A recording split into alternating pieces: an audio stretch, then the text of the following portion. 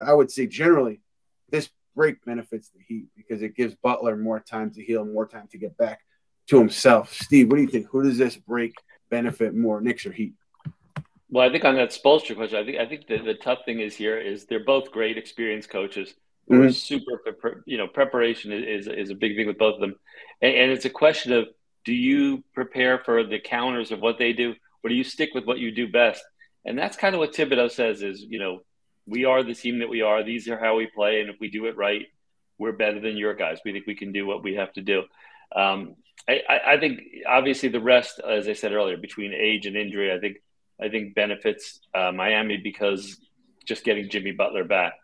I don't think we've seen the game we're going to see in Game 3 yet. I just think this has sort of been Yeah. early rounds of a boxing Yeah. match that I think the Knicks are going to be better. I think the Heat are going to be better. I think we're going to see more intensity. I think, look, I hope this series goes 7 games, and not just because I get to go to Miami a couple times. I just think this is going to get the play is going to get better. Think about this one thing. We haven't mentioned Bam Adebayo, Right. how good he is, and he's had Yeah. a very little effect in those first 2 games. You feel like at one point you're going to see a big game from him. Right. And Steve, I would say this too. I think out of all the media members covering the series, you probably benefit most from these 3 days off. Your elder statesman of the beat, your leads will come back sharper on Saturday. Your questions will be a little more concise. I think you're going to do well with these 3 days off. So rest up. It was nice of you to use venerable in the start instead of old. Oh, CP, do you fear Spoelstra and why in this series? Yeah, you got to fear the guy with the rings, man, because Spoelstra has proven it, one of the best NBA coaches of all time, and a guy that seems to be able to adjust on the fly, not just game to game, but making those in-game adjustments. Will he go with a zone? Will he go with a man-to-man? Will he go with a matchup zone? Offensively yesterday, they didn't have a Jimmy Butler, so he played his three-point shooters with Bam Adebayo, and they just let it fly from downtown. And so Spoelstra always seems to – he doesn't commit to a particular style, a particular system, but rather he adjusts it based on the personnel that he has. And so it's not to say that Tibbs doesn't make his adjustments, because he certainly does.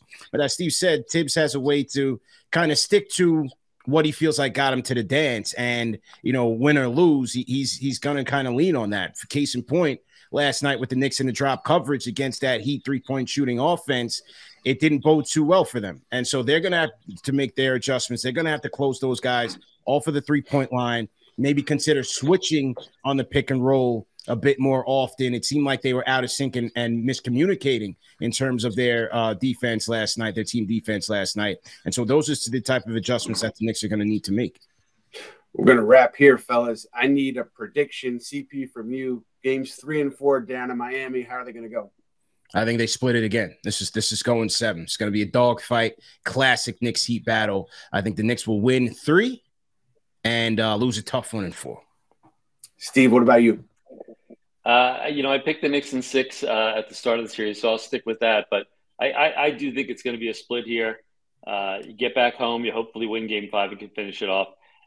I think these two teams are just mirror image in that they're, whatever you want to say about what skills, what players they have, the way they play, the intensity, the dogfight that it is.